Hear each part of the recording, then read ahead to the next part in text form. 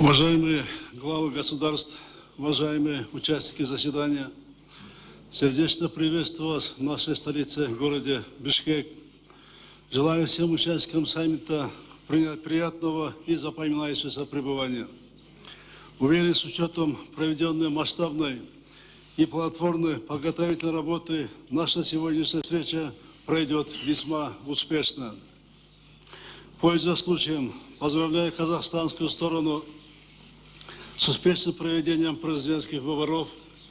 Уважаемый Касым-Жомарт Кемелевич, ваша победа на выборах стала свидетельством большого доверия казахского народа выбранному вами политическому и социально-экономическому курсу. Желаю вам доброго здоровья и дальнейших успехов в вашей государственной деятельности. Братскому народу Казахстана мира и процветания.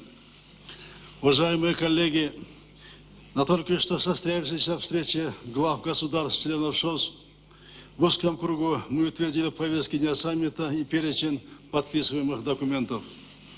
Мы обменялись мнениями по актуальным вопросам деятельности организации и международной повестки дня. Подвели итоги проведенной работы по практической реализации договоренностей, достигнутых на саммитах ШОС в городе Циндао в 2018 году. Пользуясь случаем, хочу поблагодарить генерального секретаря Владимира Имамовича Нурова и всех, кто напряженно в течение года работал по подготовке принимаемых сегодня документов. В соответствии с принятой практикой предлагаю сначала выступить главам государств, членам ШОС, далее государственных наблюдателей в порядке русского алфавита и руководителям постоянно действующих органов ШОС. По завершении перейдем к церемонии подписания документов. Если нет возражений, то разрешите мне в качестве председателя выступить первым. Уважаемые коллеги, в условиях меняющейся международной обстановки ШОС демонстрирует мировому сообществу новый формат международного взаимодействия. Каждое государство имеет свой голос, и решение принимается согласованно. Открытость нашей организации делает ее привлекательной. С каждым годом расширяется ареал ШОС, занимая огромное пространство в Евразии, следуя принципам Хартии ШОС и Шанхайскому духу. ШОС может и в будущем стать платформой для построения многополярного мира. Мы вместе формируем центры принятия согласованных и ответственных и значимых решений в Евразии. Разрешите подвести краткие итоги за время прошедшего саммита Циндао и обозначить наше видение в отношении дальнейших перспектив. Прошедший год продемонстрировал незыблемость основных принципов ШОС. Мы показываем пример взаимопонимания и сплоченности, формируя новый облик международной организации. Он полностью соответствует общепризнанным целям и принципам международного права, закрепленным в Уставе ООН и других документах ООН. Активная работа была проведена по всем направлениям деятельности организации. В сфере обеспечения безопасности в регионе мы можем отметить дальнейшую эффективную работу региональной антитеррористической структуры и вступление в силу Конвенции по противодействию экстремизму 2017 года. Повестка ШОС имеет много общего с повесткой ООН. Это и вопросы безопасности, и вопросы экономического развития, и вопросы человеческого измерения. Продолжается эффективное сотрудничество с международными структурами в сфере борьбы с незаконным оборотом наркотиков, в том числе со структурами ООН. В ноябре прошлого года нами проведено специальное мероприятие высокого уровня ООН и ШОС. Сотрудничество во имя укрепления мира, безопасности и стабильности. Краеугольным камнем в этой области является решение афганской проблемы. Мы с удовольствием можем отметить действия афганских властей, а также активизацию включения ШОС в решение данной проблемы. Это отразилось в итогах прошедшего в апреле текущего года в Бишкеке очередного заседания контактной группы ШОС Афганистан и проекте дорожной карты, который будет подписан на полях сегодняшнего саммита. Экономические преступления, как правило, носят транснациональный характер. Это тесно связано с наркоторговлей, контрабандой, отмыванием доходов, добытых преступным путем. В конечном итоге они представляют угрозу для безопасности государства. Кыргызская сторона предлагает создать орган ШОС по борьбе с экономическими преступлениями.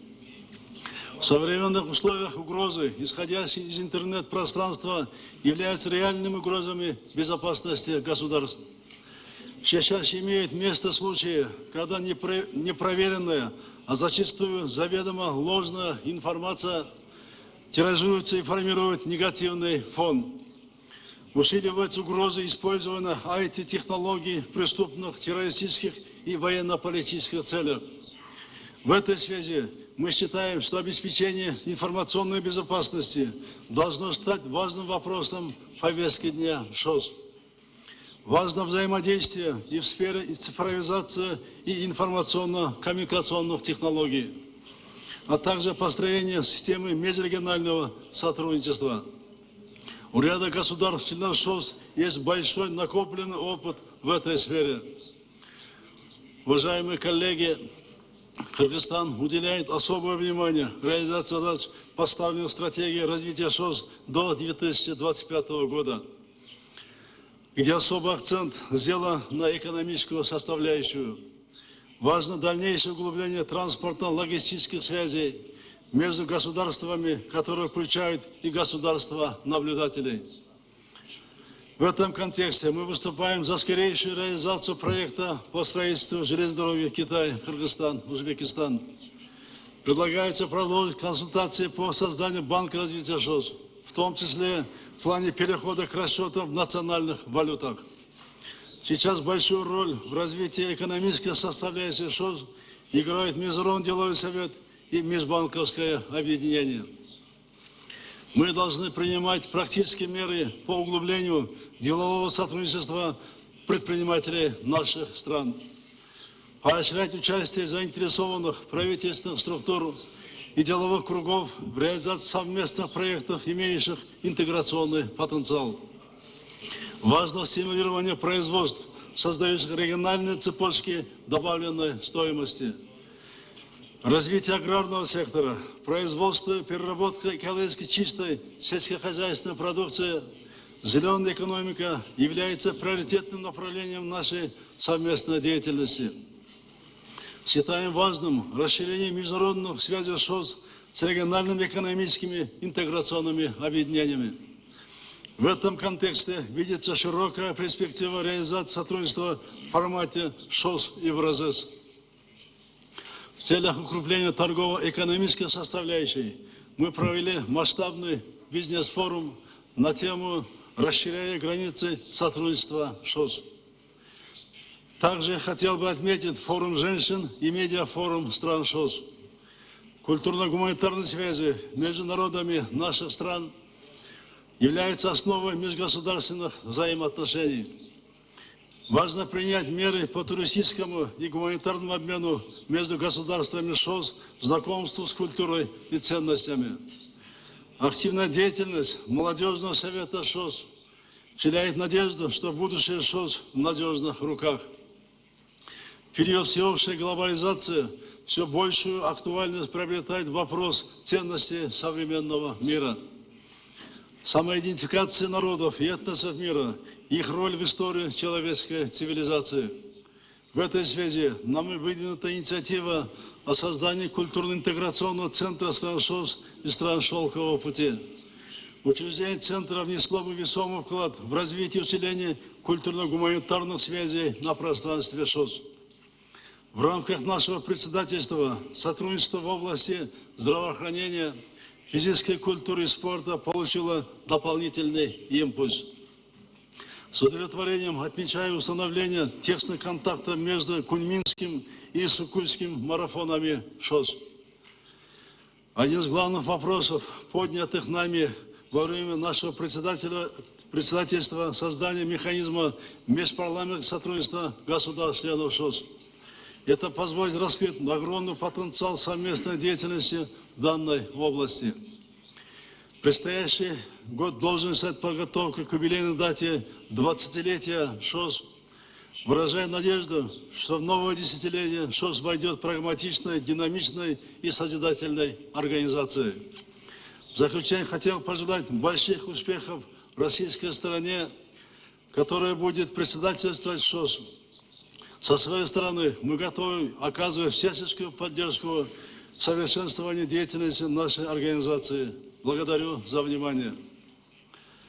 Теперь разрешите представить слово премьер-министру Республики Индия господину Нарендра Моди.